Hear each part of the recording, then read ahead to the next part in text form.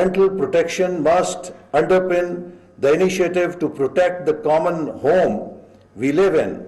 Building high quality, sustainable, risk resistant, reasonably priced and inclusive infrastructure will help countries to fully utilize their resource endowments.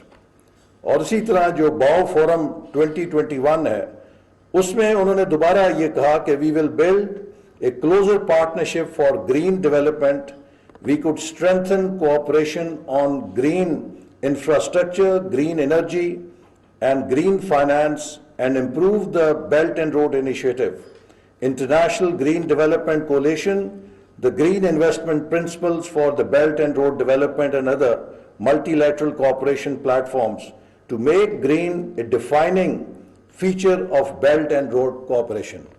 تو میں سمجھتا ہوں کہ president شی نے ایک بہت اچھا اس ترجیح کو آرٹیکولیٹ کیا ہے اور حکومت پاکستان بھی اسی پہ یقین رکھتی ہے.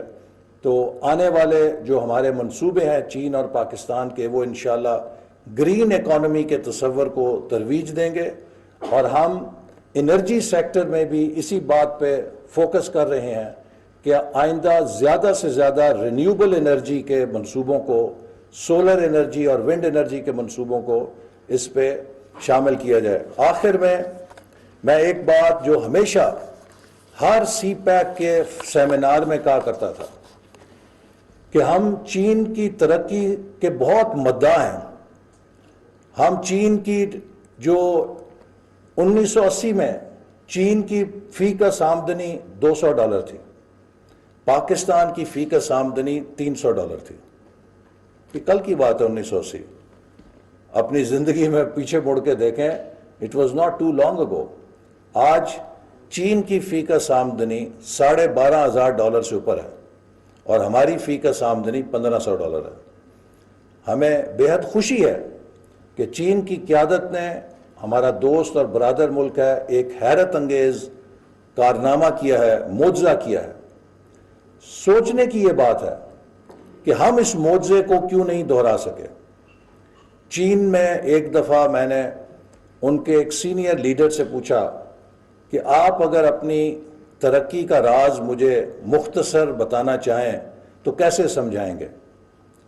انہوں نے کہا کہ میں آپ کو بڑا فلسفیانہ اور کتابی جواب دے سکتا ہوں, لیکن چونکہ آپ ہمارے بھائی ہیں میں آپ کو نہایت اختصار سے 2 جملوں میں اس کی کنجی بتانے کی کوشش کروں گا. اگر کوئی ملک یہ 2 چیزیں کر لے اور اس کی پالیسیاں ٹھیک ہوں تو وہ دنیا بھر کی سرمایہ کاری کے لیے مقناطیس بن کے ایک گروتھ کا انجن بن جاتا ہے.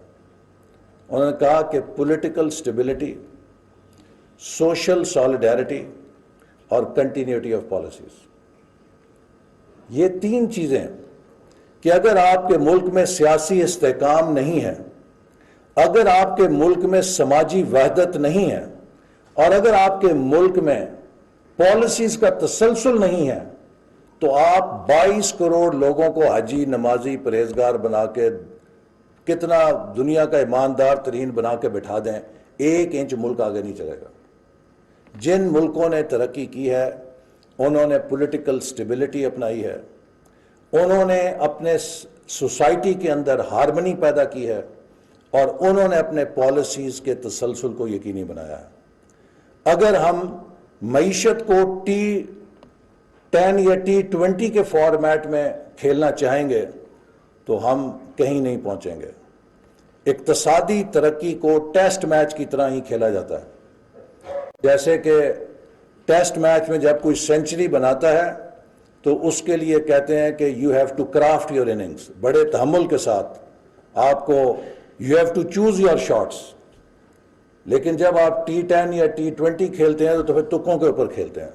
سو تکے کچھ دیر کے لیے تو چلتے ہیں but not over long period of time.